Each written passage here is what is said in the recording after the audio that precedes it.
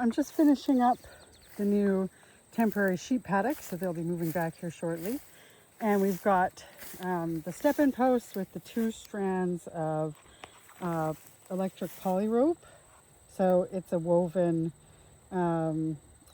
like poly braid that has, I think, 6 like electric wires inside of it. And then this top thing is actually just a string. It's a visual deterrent to mostly keep the goats from jumping over the fence, but some of the sheep too are jumpers.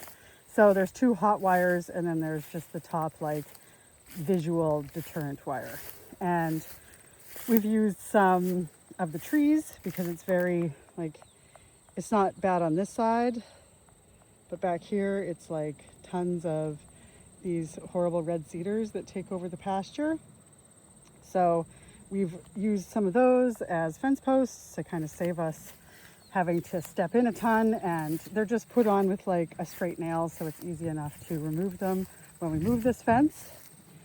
But this area is where they're going to, and I think it's going to be really great for them. So this fence ties into our 4-strand electric that we put in, and so that way that's how it gets electrified, because the energizer that we have on that fence is big enough to handle like those wires and then extraneous wires that we like run off of it.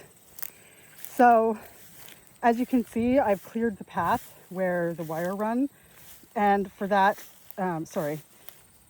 for electrical fence, you want as few things as possible to be touching it, because that grounds it out and reduces the zap when an animal comes in contact with it.